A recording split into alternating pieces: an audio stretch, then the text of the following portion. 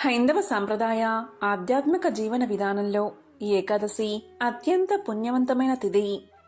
సంవత్సరంలో వచ్చే 24 ఏకాదశుల్లో ఆషాఢ శుద్ధ ఏకాదశిని తొలి ఏకాదశిగా భావిస్తారు.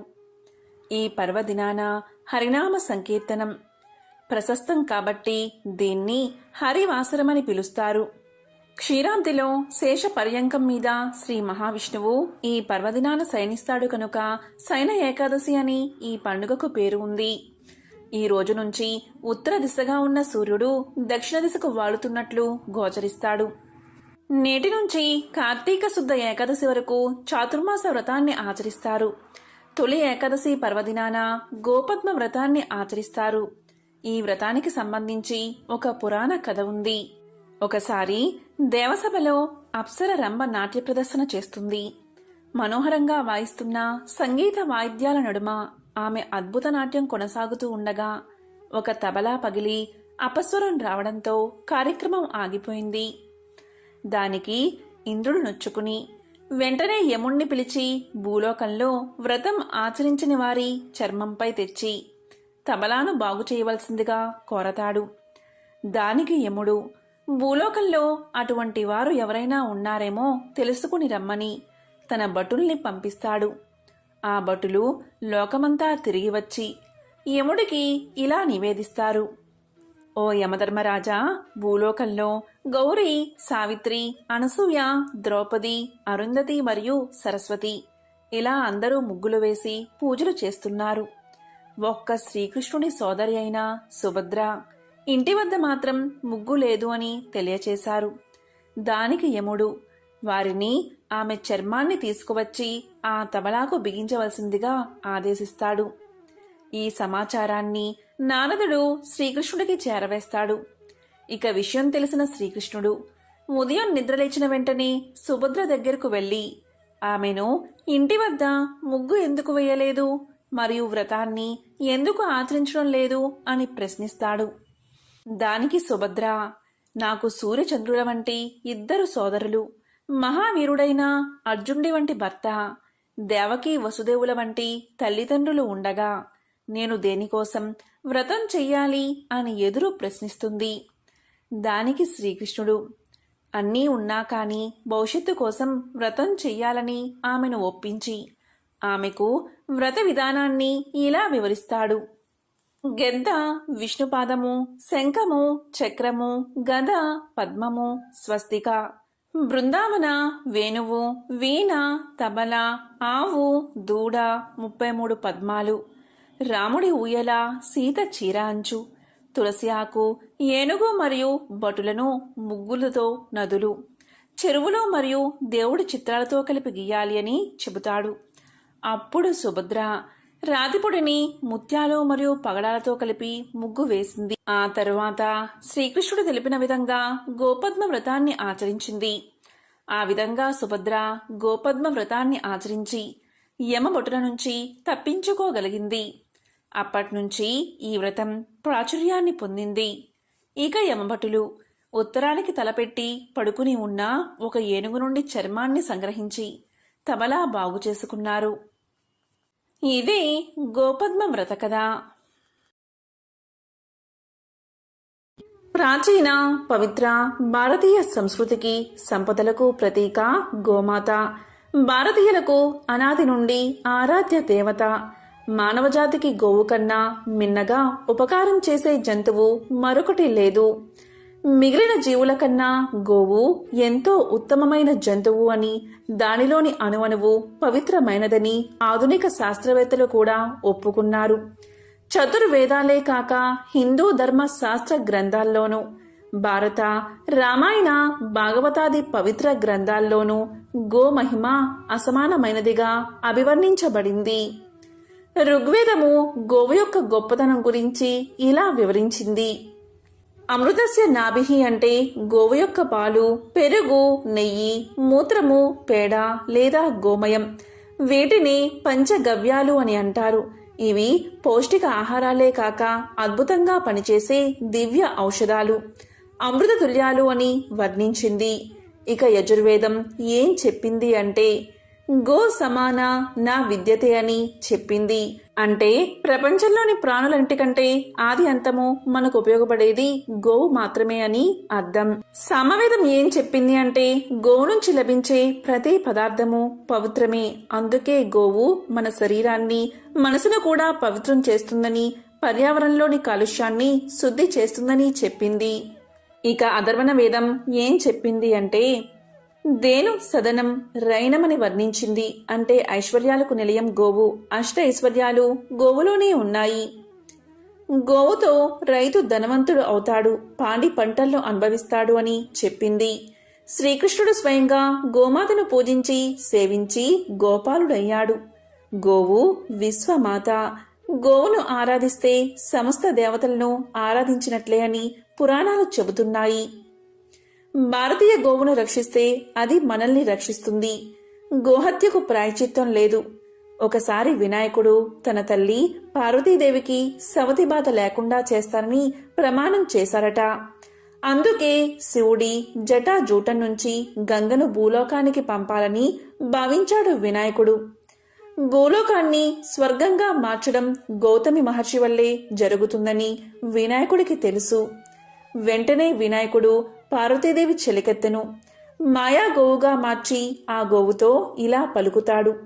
నీవు గౌతమ మహర్షి నివసించే దగ్గర పంట పొలాల్లోకి వెళ్ళి మేస్తూ ఉండు.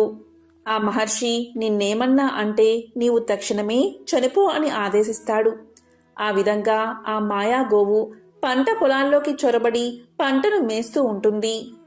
గౌతముడు అది చూసి భరించలేక ఒక గరికతో దాన్ని అదలిస్తాడు. వెంటనే మాయాగోవు చనిపోతుంది. దీంతో గౌతముడు గోహత్య చేశాడని అందరూ గౌతముణ్ణి నిందిస్తారు. దీంతో గౌతముడు వెంటనే వినాయకుడి వద్దకు వెళ్లి తన పాపానికి ప్రాయశ్చిత్తం తెలపమని కోరుకుంటాడు. అప్పుడు వినాయకుడు ఇలా చెప్తాడు. మా తండ్రిగారి జటాజూటంలోని గంగను గోవుపై ప్రసరింపచేస్తే నీ పాపం తొలగిపోతుందని తెలియచేస్తాడు. వెంటనే గౌతముడు శివుడి కోసం తపస్సు చేసి శివుణ్ణి మెప్పించి గంగను రప్పించగా ఆ మాయాగోవు బతుకుతుంది. శివుడి జటాజూటం నుంచి వచ్చిన ఆ గంగే గౌతమిగా మారింది. కలియుగంలో గంగానది, కపిల గోవు, రావి చెట్టు, సాధు పుంగవుల సేవ, ఏకాదశి వ్రతం వీటికి మించిన మహత్కార్యం మరొకటి లేదని శాస్త్రాలు చెబుతున్నాయి. ఒకానొకప్పుడు పార్వతీదేవి కైలాసంలో పరమశివుణ్ణి భక్తితో పూజించి ఇలా పలికింది.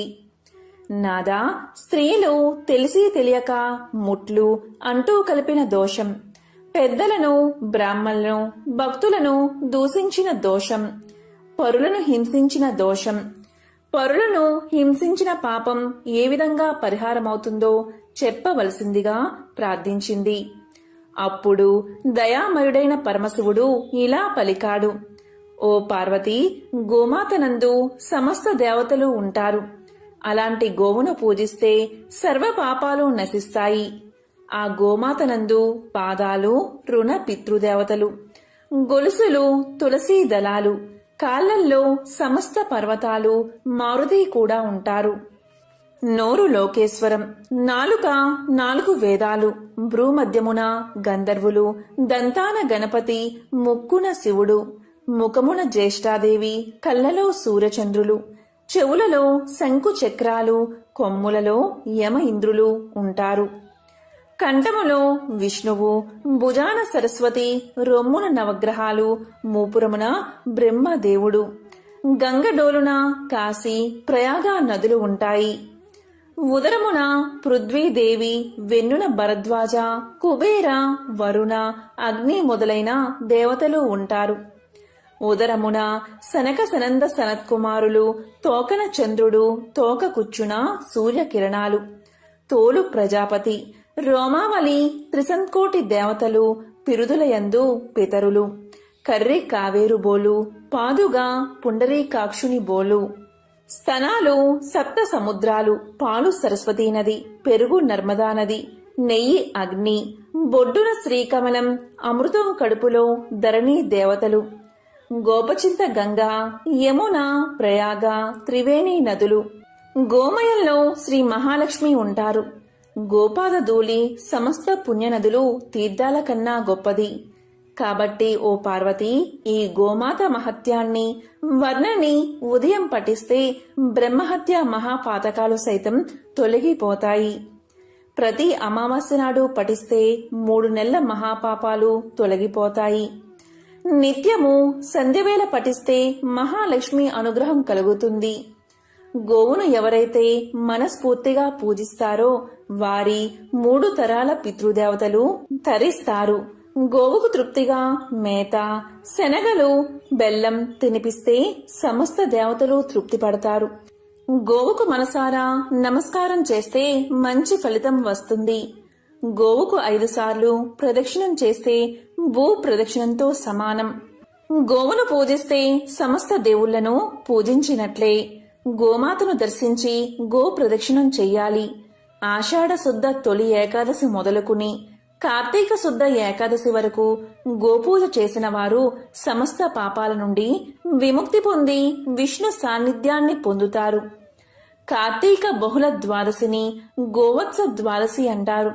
ఈ రోజు గోపూజ చేసిన వారు అనంతకోటి పుణ్యాలు పొంది 41 రోజులు చేసిన పుణ్యఫలం ఈ ఒక్క రోజు చేస్తే లభిస్తుంది అని సాక్షాత్తు పరమశివుడే పార్వతికి తెలియజేశాడు. రఘువంశపు రాజైన దిలీపునికి చాలా కాలం వరకు సంతానం కలగలేదు. తన అర్ధాంగి అయిన సుదక్షిణాదేవితో సహా సద్గురు దర్శనం కోసం వశిష్ఠ మహర్షి ఆశ్రమానికి వెళ్ళాడు. తనకు గల చింతను వ్యక్తం చేశాడు. 1 నిమిషం ధ్యానం చేసి వశిష్ఠుల వారు ఇలా పలికారు: నాయనా, నీవు ఒకసారి దేవేంద్ర లోకం వెళ్లి తిరిగి వస్తున్నప్పుడు కల్ప వృక్ష ఛాయలో ఉన్న కామధేనువును గమనించలేదు. గోవు కనబడగానే నమస్కారం చేసి ప్రదక్షిణలు చేయాలి. ఇక కామధేనువు మాట వేరే చెప్పాలా? సర్వధర్మాలు తెలిసిన నీవు అప్పుడు ఋతుస్నాత అయిన నీ భార్య దగ్గర ఉండాలి అన్న ధర్మం పాటించే తొందరలో వేగంగా నీ మందిరం చేరదామని వస్తున్నావు. ఆ కారణంగా నీవు ఆ కామధేనువును గమనించకే వచ్చేశావు. నీచే పూజా వ్యతిక్రమం జరిగింది. పూజలను గుర్తించకపోవడం శ్రేయస్సుకు భంగకరం కాదా? అప్పుడు కామధేనువు, రాజా, నన్ను పూజించకనే తొందరలో ఉండి వెళ్లిపోతున్నావు. నా సంతానాన్ని సేవించినా కాని నీకు సంతానం కలగదు అని చెప్పింది. కాని రథవేగం వల్ల వాయుధ్వని కారణంగా నీకు కాని నీ సారథికి కాని ఆ కామధేనువు చెప్పిన మాటలు వినబడలేదు. నాయనా, తెలిసి చేసినా తెలియక చేసినా కర్మఫలం అనుభవించక తప్పదు. చేసిన తప్పును సరిదిద్దుకుని ప్రగతి పదంలో నడిచేవాడే ఉత్తముడు. కాబట్టి నీవు గోసేవ చేసి శ్రేయస్సును పొందు. వరుణుని యజ్ఞంలో పాలు, నెయ్యి, ధన ధాన్యాలు సమకూర్చుటకై కామధేనువు పాతాళ లోకానికి వెళ్ళింది. ఆ గోమాత తిరిగి వచ్చేంత వరకు ఆమె సంతానమైన ఈ నందిని ధేనువును సేవించి తరించు అన్నాడు వశిష్ఠుడు. ఇలా వశిష్ఠుల వారు హితవు చెప్తూ ఉండగానే ఆ నందిని ధేనువు రానే వచ్చింది. దిలీపుడు పరమ సాధ్వి అయిన సుదక్షిణాదేవి ఆ నందిని ధేనువును సేవించడం ప్రారంభించారు. ఆ రాజదంపతులు నందిని ధేనువును నీడలాగా అనుసరించి సేవించారు. ఆ ధేనువు నిలిచినా నిలిచి, కూర్చున్నా కూర్చుని, నీళ్లు తాగినా తాగి ఆ నందిని ధేనువును ఆరాధించారు. ఇలా 21 రోజులు ఆ రాజదంపతులు ధేను వ్రతాన్ని పరమ భక్తితో చేశారు. వారి సేవకు సంతోషించిన నందిని ధేనువు వారి భక్తిని పరీక్షిద్దామని హిమాలయంలో ఒక గంభీర బిలంలోకి ప్రవేశించింది. త్రుటిలో ఒక సింహం ఆ హోమధేనువు మీద పడబోయింది. వెంటనే రాజు ఆ ధేనువును కాపాడ్డానికి ధనుర్బాణాలు తీయబోయాడు. కాని ఆశ్చర్యం, చిత్రపటంలో వీరునిలాగా ఉండిపోయాడు. ఆ సింహం మాయ వల్ల స్థానువుగా ఉండిపోయాడు. ప్రగల్భంగా అప్పుడు సింహం ఇలా పలికింది: రాజా, గిరిజాధిపతి ఆజ్ఞ పొంది నేనీ పరిసరాల్లో విహరిస్తున్నాను. శివ కింకరుడును. నా మీద నీ శక్తులేవీ పనిచెయ్యవు. నేను మామూలు సింహాన్ని కాను. ప్రతిరోజు పరమేశ్వరుడు నందిని ఆరోహించేటప్పుడు నన్ను పాదపీఠికగా ఉపయోగించి అనుగ్రహిస్తాడు. నేను నికుంభ మిత్రుడనైన కుంభోదరుడను. పార్వతీదేవికి పుత్రప్రాయమైన ఈ దేవదారు వృక్షాన్ని కాపాడడానికి పరమశివుడు నన్ను ఇక్కడ నియమించాడు. ఈ ప్రాంతాలకి వచ్చే ఏ మృగాన్నైనా భక్షించే అధికారం నాకు ఉంది అని పలికింది. నా పరాక్రమం, బాహుబలం వృధా అవుతున్నవే, ఈ నందిని దేనువుని కాపాడలేకపోతున్నానే అని అనుకుంటున్న రాజు, నేను కుంభోదరుడును, శివకింకరుడును అన్న మాటలు వినగానే కొంచెం కుదుటపడ్డాడు. భగవత్ శక్తి ముందు మానవ శక్తి అత్యల్పమే కదా అని అనుకున్నాడు. ఆ కుంభోదరునితో ఇలా పలికాడు: ఓ దివ్యసింహమా, సృష్టి స్థితి లయకారకుడైన ఆ పరమేశ్వరుడు నీకు వలె నాకు కూడా పరమ పూజ్యుడు. కాని హోమధేనువైన ఈ నందినిని కాపాడడం ధర్మమే కదా. మన ఇద్దరికి శ్రేయోదాయకమైనది చెప్తాను. నా ఈ శరీరాన్ని ఆహారంగా స్వీకరించి నా గురుధనమైన ఈ నందిని దేనుముని విడిచిపెట్టు అని రాజు పలకగానే కుంభోదరుడు నవ్వి ఇలా అన్నాడు: ఓ రాజా, నీవు చాలా మూడులాగా ఉన్నావు. నీవు ఈ భూమండలానికి ఏక చక్రాధిపతివి. యవ్వనంలో ఉన్న మన్మథకారుడివి. ఒక్క గోవు కోసం అన్నీ వదులుకుంటావా? అల్ప కారణానికి అధిక మూల్యం ఎందుకు చెల్లిస్తావు? ఈ ఆవు కాకపోతే ఇలాంటివి 1,00,00,000 మీ గురువుగారికి ఇవ్వవచ్చు. నీ పాలనలో సుఖంగా ఉండే కోట్లాది ప్రజలను అనాథలను చేసి ఈ గోవు కోసం శరీర త్యాగం చేస్తావా? నీకు ఎట్టి అపకీర్తి రాదు, గురుద్రోహం అంటదు అని అన్నాడు దిలీపుణ్ణి ప్రలోభ పెడదామని. అది విని ధర్మాత్ముడైన దిలీపుడు ఇలా పలికాడు: ఆపద నుంచి రక్షించేవాడే క్షత్రియుడు. అలా చెయ్యనివాడు రాజు ఎలా అవుతాడు? అదే కాక ఎదురుగా హింస జరుగుతున్నా కాపాడకుండా చూస్తున్నా ప్రాణాలు ఎందుకు? ఓ శివకింకరుడా, నీవు దేవతామూర్తివి. నా శరీరాన్ని స్వీకరించి ఈ దేనువును విడిచి నా ప్రార్థన మన్నించు అని పలికాడు రాజు. ఎలాగో చివరికి ఒప్పుకుంది సింహం. స్థానువుగా ఉన్న రాజు మామూలుగా కదలగలిగాడు. తన్ని తాను సింహానికి అర్పిద్దామని మోకాళ్లపై కూర్చుని తలవంచుకుని సింహం వేటుకై ఎదురు చూస్తున్న దిలీపుడి మీద పుష్పవర్షం కురిసింది.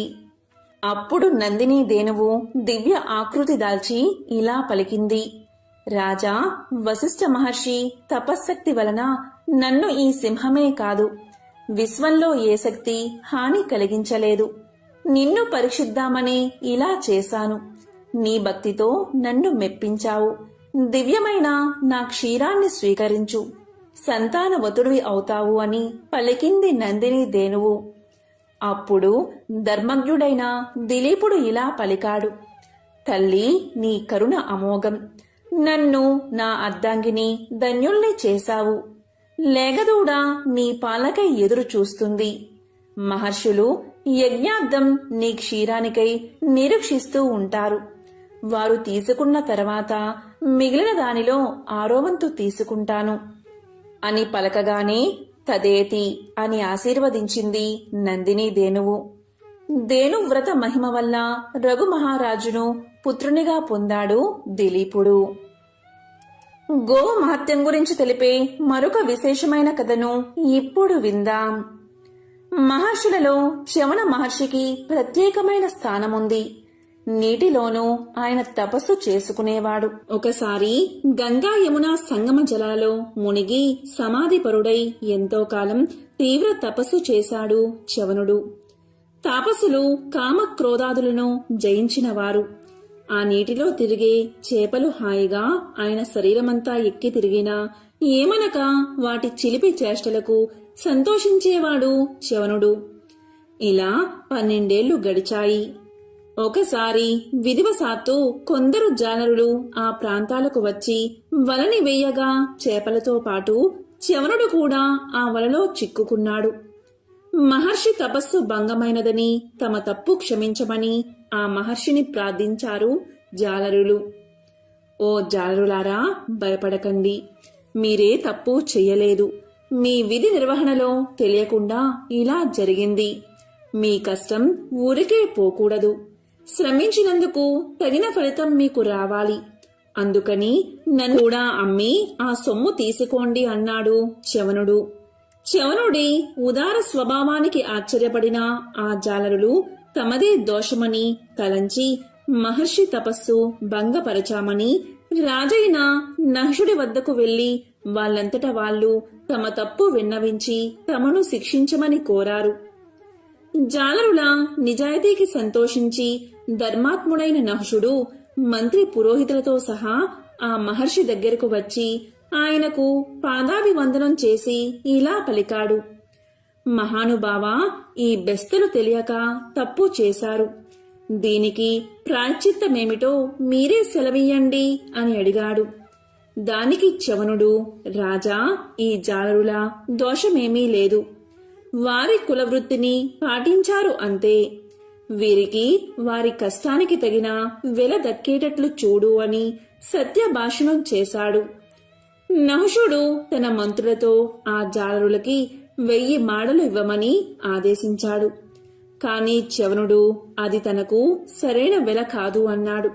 రాజు 10,000, 1,00,000, చివరికి 1,00,000 మాడలిస్తాను అన్నా అది తనకు సరైన ధర కాదు అన్నాడు చ్యవనుడు.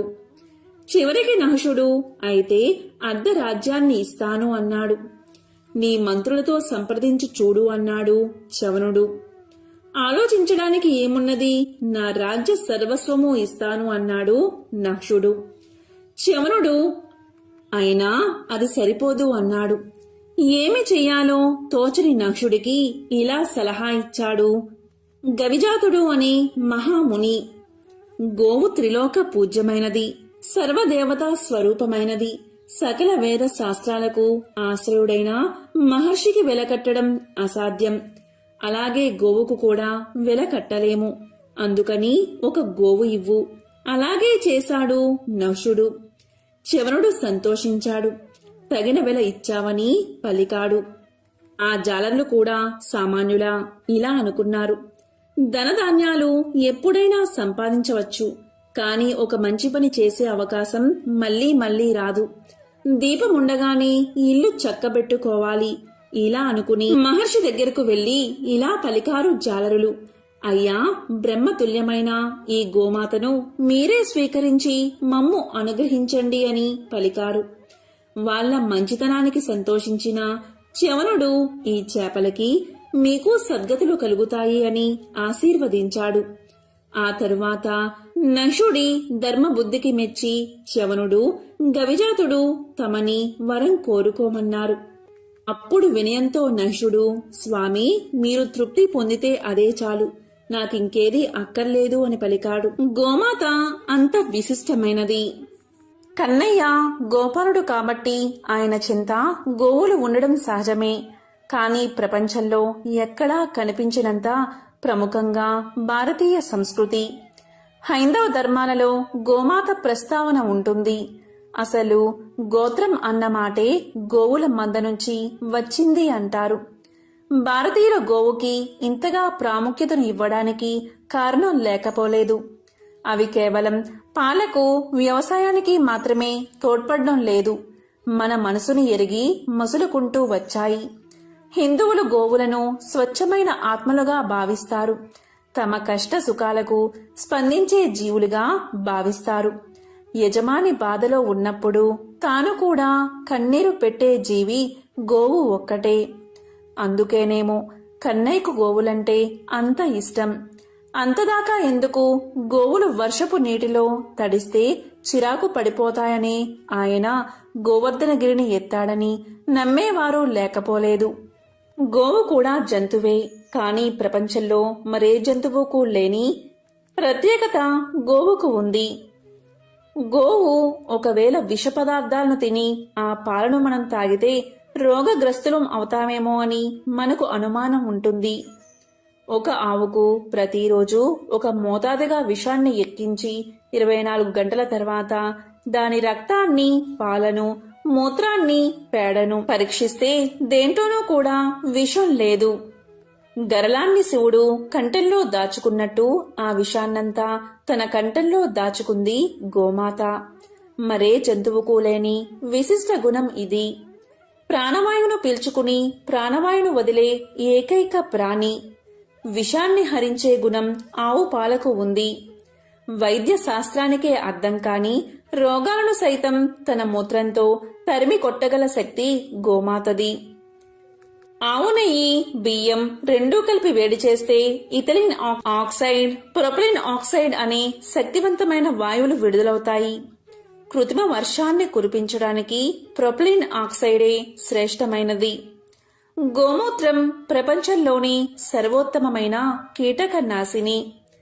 గోవు పేడ, మూత్రం ద్వారా తయారయ్యే మందులతో ఉదరకోశ వ్యాధులను నయం చెయ్యవచ్చు. ఇళ్లను, వాకిళ్లను ఆవు పేడతో అలికితే రేడియో ధార్మిక కిరణాల నుండి మనల్ని కాపాడుకోవచ్చు. ఆవు పేడలో కలరా వ్యాధిని వ్యాపింపచేసే, క్రిములను నాశనం చేసే శక్తి ఉంది. 1 తులం నెయ్యిని యజ్ఞంలో వాడితే 1 టన్ను ప్రాణవాయువుని ఉత్పత్తి చేస్తుంది. గోమూత్రం గంగాజలమంతా పవిత్రమైనది. పూర్వకాలంలో గోవులేని ఇల్లు ఉండేది కాదు. గోవు ఇచ్చిన పాడి పంటలతో పసిపాపల మొదలుకుని వృద్ధుల వరకు నిండు ఆరోగ్యంతో మసిలేవారు. ఏనాడూ సిరిలేదు అని వాపోయేవారు కాదు.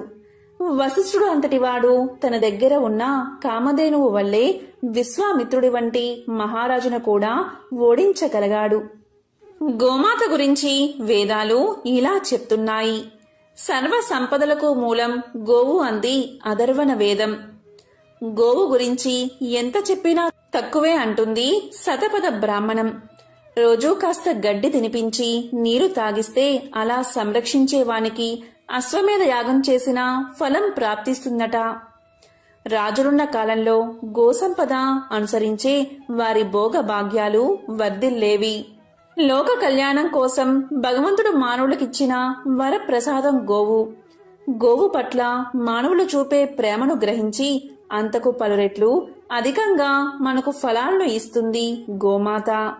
మరి ఎంతో విశేషమైన గోవుకు ఏం పడితే ఎలాంటి ఫలితం కలుగుతుందో ఇప్పుడు తెలుసుకుందాం. గోవుకు నానబెట్టిన ఉలవలు పెడితే వృత్తినందు నిలకడ ఉంటుంది. నానబెట్టిన బొబ్బర్లు తినిపిస్తే ధనాభివృద్ధి కలుగుతుంది. నానబెట్టిన గోధుమలు తినిపిస్తే కీర్తి, పట్టుదల పెరుగుతాయి. తోటకూర, బెల్లము కలిపి గోమాతకు తినిపిస్తే ప్రశాంతత కలుగుతుంది. గోమాతకు నానబెట్టిన కందులు తినిపిస్తే కోపం తగ్గుతుంది. నానబెట్టిన మినుములు తినిపిస్తే ఆత్మవిశ్వాసం పెరుగుతుంది. నానబెట్టిన శనగలు తినిపిస్తే ఆధ్యాత్మిక చింతన కలుగుతుంది. అలాగే గోమాతకు బంగాళాదుంపలు తినిపిస్తే నరఘోషుల నివారణ జరుగుతుంది. క్యారెట్లు తినిపిస్తే వ్యాపారాభివృద్ధి కలుగుతుంది. దోసకాయలు తినిపిస్తే శత్రు నివారణ జరుగుతుంది. అలాగే టమోటాలు తినిపిస్తే వివాహ ప్రాప్తి కలుగుతుంది.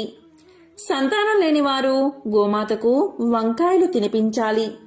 దొండకాయలు తినిపించడం వల్ల మానసిక ప్రశాంతత కలుగుతుంది. ఎవరైతే నానబెట్టిన కందిపప్పును గోమాతకు తినిపిస్తారో ఇలా చేయడం వల్ల రుణ విముక్తి కలుగుతుంది. ఈరోజు ఈ కథలను విన్నా, చదివినా, చెప్పినా, వినిపించినా సకల శుభాలు కలుగుతాయి. జన్మల దోషాలు తొలగి కోటి జన్మల పుణ్యం వస్తుంది. ఓం సురభ్యై నమః. ఓం శ్రీకృష్ణ పరబ్రహ్మణే నమః.